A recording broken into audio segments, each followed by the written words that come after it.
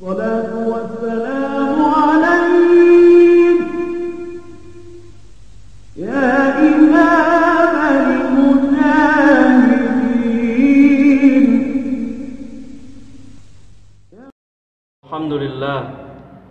الحمد لله الذي جعل رباطا متينا بين قلوب المؤمنين وأمر بالاتحاد والتعاون ونهى عن التفرق والتنازع في كتابه.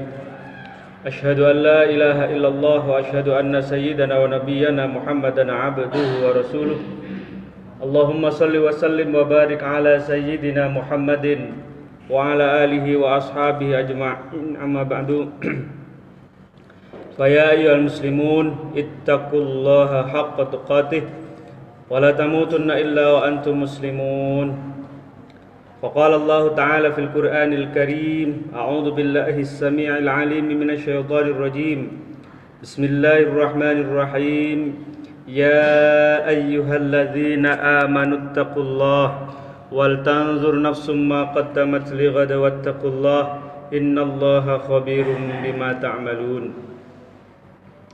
Hadirin jamaah yang dirahmati Allah, di hari yang mulia ini marilah kita senantiasa bertakwa kepada Allah Subhanahu wa taala dan juga berterima kasih kita kepadanya karena sampai hari ini Allah masih memberikan kepada kita kesehatan, umur panjang dan juga keimanan sehingga kita dapat melaksanakan ibadah Jumat. Ma'asyiral muslimin rahimakumullah.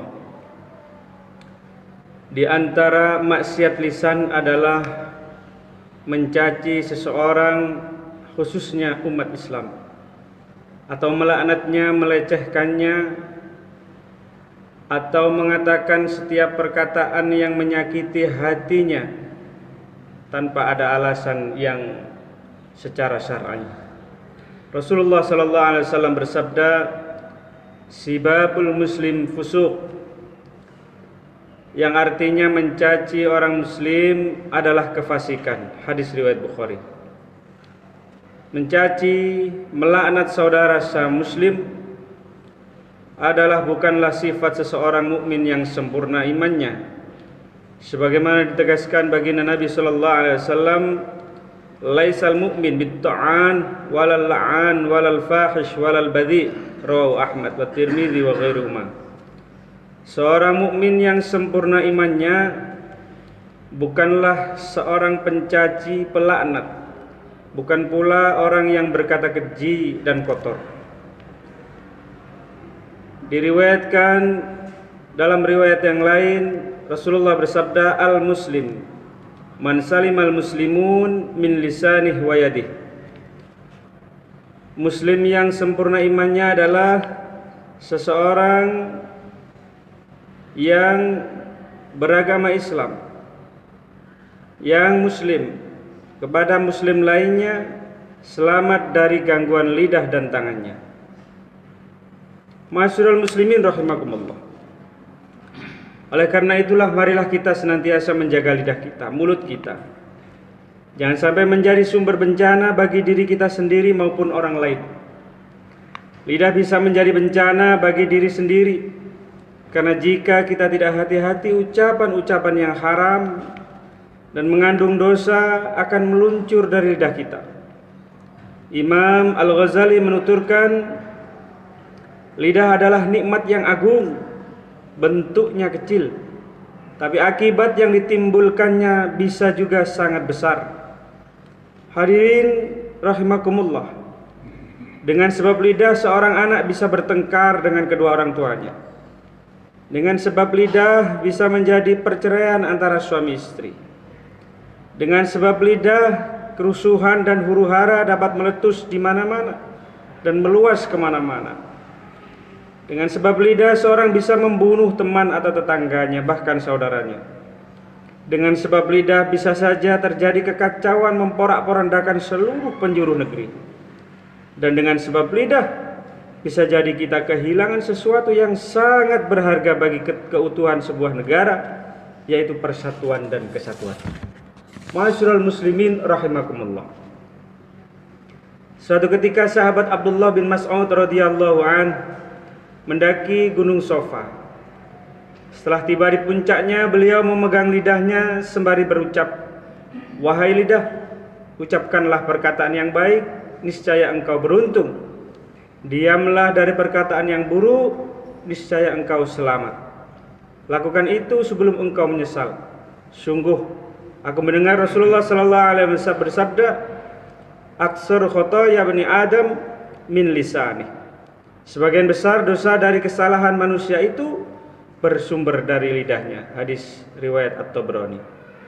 Masyarul muslimin rahimakumullah. Sahabat Nabi yang lain, Mu'ad bin Jabal radhiyallahu an, satu ketika bertanya kepada Rasulullah sallallahu alaihi wasallam, apakah kita akan dimintai pertanggungjawaban atas apa yang kita katakan? Rasulullah sallallahu alaihi wasallam balik menjawab dengan pertanyaan, adakah sesuatu yang menjerumuskan manusia ke neraka yang lebih banyak daripada perkataan yang diucapkan lidah-lidah mereka? Hadis riwayat Tirmidzi. Masyarul muslimin rahimakumullah. Oleh karena itu penting bagi kita untuk berpikir sebelum berucap, berpikir sebelum berkomentar, berpikir sebelum menulis di medsos. Tulisan adalah salah satu dari dua lisan kita. Jika baik dan bermanfaat, kita katakan atau kita tulis. Jika tidak ada manfaatnya atau bahkan berpotensi menimbulkan keburukan, kekacauan dan kesalahpahaman, maka sebaiknya tidak disampaikan. Jika ada manfaat di satu sisi, namun ada pula madorotnya di sisi lain, maka kita mengikuti prinsip mencegah kerusakan lebih didahulukan daripada menarik kemanfaatan. Saring sebelum sharing.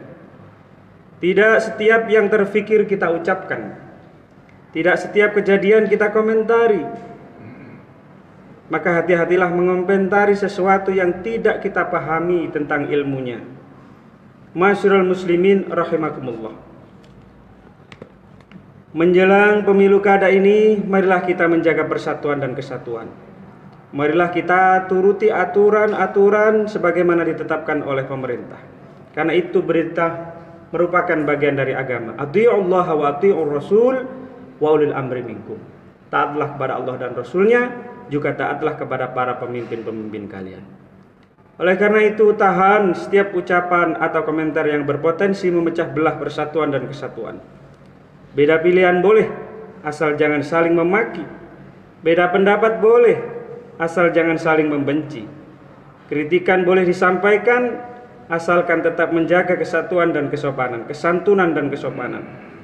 Maka marilah kita menjauhkan lisan kita dari sumpah serapah, mencaci memaki, mencela menista, mengejek, melaknat, mengutuk, menghina, mengolok-olok, melecehkan, merendahkan, mencibir, mencemooh, menjelekkan, menghasut, menggunjing, mengadu domba dan memfitnah, agar kita selamat di dunia maupun di akhirat.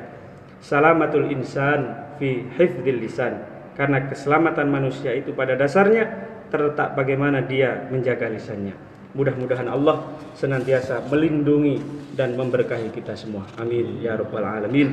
Barakallahu li wa lakum fil Qur'anil azim wa nafa'ani wa iyyakum bima fihi minal ayati wal dzikril hakim wa taqabbalallahu minna wa minkum tilawatahu innahu huwal ghafurur rahim.